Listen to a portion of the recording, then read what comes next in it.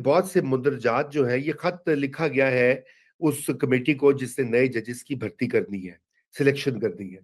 उसमें उन्होंने कहा है कि जी, उसमें जिस तरह के उन्होंने खदशात का इजहार किया है, ये खदशात यकीनन उनके बहुत से हमनवा वकील और मुबसरीन जो हैं और यूट्यूबर्स हैं, वो भी कह रहे हैं कि जी कोर्ट को पैक करने की कोशिश की जा रही है।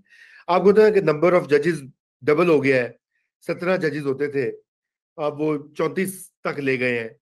और नई जो है सुप्रीम कोर्ट की बात कर रहा हूँ।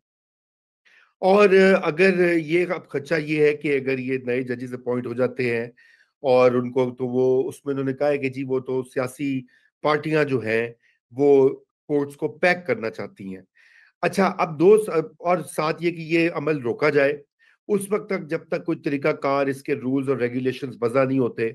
उसमें उन्होंने ये भी औसाफ भी बयान फरमाए हैं कि क्या क्या किस तरीके से एप्लीकेशन होनी चाहिए, क्राइटेरिया क्या होना चाहिए, जज का पब्लिक कॉन्फिडेंस, उसकी इंटेग्रिटी, उसका रिकॉर्ड, प्रोबेशनरी पीरियड होना चाहिए 1 साल का। फिर उसके बाद और तो उन्होंने उसकी पूरी तरीकाकार वज़ा की है। बहुत अच्छी बात है। और यकीनन सुप्रीम कोर्ट को, हाई कोर्ट्स को इसके ऊपर आगे पेशकदमी करनी चाहिए।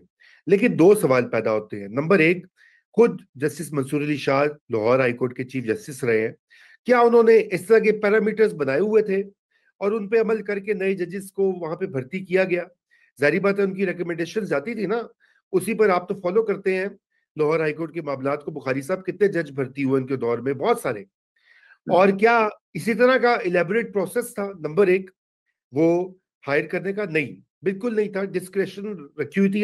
एक चीफ जस्टिस ने अपने एक साथी जज से पूछ लिया, अपने किसी पुराने चेंबर के वकील से पूछ लिया, अपने किसी दोस्त यारों रिश्तेदारों से पूछ लिया, उनकी सिफारिशें आ गई।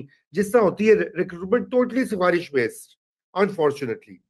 अच्छा, यहाँ पे तो कम से कम एक कमेटी है, अवामी नुमाइंदों की इंक्लूजन है। आपको नहीं पसंद अवामी नुमाइंदे तो वो आपका प्रॉब्लम है ना, वो आइन और कानून का मसला नहीं है। दूसरा मसला ये कि पहले जो जजेस ने अपने हाथ में रखा हुआ था सारा मामला, तो क्या जज पार्टिजान नहीं है? क्या जजों ने खुद अपने पसंद के लोगों को पैक नहीं किया हुआ? इस वक्त सुप्रीम कोर्ट ऑफ पाकिस्तान में 3 या 4 जजेस एक ही लॉ चैम्बर के हैं। जी बिल्कुल। ना, ठीक है, एक ही चैम्बर के। ये बताइए, ये क्या हिंदुस्तान में, बर्तानिया में, यूके में, इसराइल में, साउथ अफ्रीका में कोई नजीर ऐसी है कि एक लॉ चैम्बर इतना ही शानदार, इतना आला पाए का हो कि उसके 3 वकील जो है वो टॉप 3 जजेस लगे हों? नहीं है। वो बड़े काबिल हैं, इसमें कोई शक नहीं है, they are best of the best. लेकिन जिस प्रोसेस से वो आए हैं वो इसी तरीके से आए हैं ना, जान पहचान, दोस्ती यारी, और आपका जो इंप्रेशन होता है। तो बात यह कि जजेस जो है वो खुद पार्टिजान हैं, और वो रहे हैं और हैं, और पूरी तारीख में रहे हैं। पहले वो पार्टिजान होते थे एस्टेब्लिशमेंट के, थ्रू एंड थ्रू। उसके बाद जब सियासी यहाँ पे निजाम बहाल हुआ जनरल जियाउल हक के बाद, तो उसके बाद हमने देखा कि वो खुलकर, उस जमाने में वो उनका झुकाव पीएमएलएन की तरफ होता था। उस जमाने में पीएमएलएन या आईजीआई वो भी एस्टेब्लिशमेंट का एक आर्म थी। तो जी इसलिए बिल्कुल। आपको याद है कि मोहतरमा बेनजीर भुट्टो शहीद को की पहली गवर्नमेंट के बाद फारिग किया गया, तो सुप्रीम कोर्ट ने अपहोल्ड किया इसहाक खान का फैसला। उन्होंने कहा जी बिल्कुल। बड़ी करप्ट थी, इसका तो शौहर भी बड़ा खराब था, वगैरह वगैरह, अपहेल्ड। उसके बाद जनाब नवाज शरीफ को फारिग किया इसहाक खान ने, तो जस्टिस नसीम हसन शाह ने कहा कि घी के चिराग जलेंगे, मैं इस तरह का फैसला करूंगा। वही ग्राउंड्स, वही सदर, वही वही वो क्या उसे बोलते हैं, एलामिया, सदर वही पाकिस्तान की वही तरफ से, कोर्ट। वही वही कोर्ट। कोर्ट, वही जज। यदि कि आप अंदाजा करें कि वो उस वक्त उनका ये झुकाव था। और अभी जो हालात में ये गुड टू सी यू कहने वाला जज जो है, या सादिक अमीन का सर्टिफिकेट बांटने वाले जजेस जो हैं, या गॉड फादर जैसी मतलब फिल्मों के तस्करे करना अपनी जजमेंट में, ये जजेस कौन से नॉन पार्टिजान है? आई एम सॉरी टू से।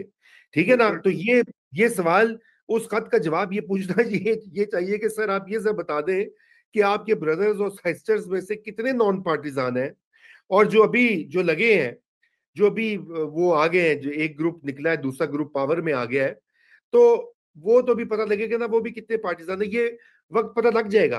तो कोई ऐसी चीज नहीं है, ये क्राइटेरिया बनना चाहिए। इसमें कोई बड़ी, ये कोई रॉकेट साइंस नहीं है जो उन्होंने लिखी है। मेरे ख्याल से जो कमेटी है उसको अडॉप्ट करके अगले 24 घंटे के अंदर, 48 घंटे के अंदर जो आई हुई नॉमिनेशन उनको उसके मुताबिक परख लेना चाहिए बैठकर, कोई इशू नहीं है। लेकिन इसको रुकावट डालना जो है वो मेरे ख्याल से ठीक नहीं होगा। और उसमें एक आखिरी में पॉइंट ये भी ऐड कर दूं कि अभी भी जैसे आपको पता है कि सपोर्ट बेस जो है, एक पॉपुलिज्म का जो दौरा है, उसमें सब ये कहते हैं जी ये निजाम नहीं चल रहा, ये उड़ जाएगा, ये आसिम मुनीर निकल जाएगा, ये धड़ाम से शहबाज नवाज गायब हो जाएंगे, इमरान ने वापस आना, हो सकता है इमरान खान आ जाए वापस, क्या पता होता है। लेकिन ये अभी भी खुश फहमियां या गलत फहमियां बरकरार है। और यकीनन ये भी ख्याल है कि जी अगर चेंज हो जाता है, सियासी चेंज होती है, तो 26वीं तरमीम तो हमने उड़ा देनी है ब्रदर्स और सिस्टर्स ने। तो जब वो उड़ा देंगे तो फिर हम अपनी मर्जी के जज लाएंगे। फिर हम ये वाले जज अगर आ जाते हैं तो ये तो पक्के बैठ जाएंगे, तो ये तो हमारे हम नवा या हमारे हम ख्याल या हम नवाला हम प्याला नहीं होंगे। जी बुखारी बिल्कुल साहब। बिल्कुल। प्रोड्यूसर साहब ने बताया कि हम बिल्कुल एज पे पहुंच चुके हैं, प्रोग्राम का वक्त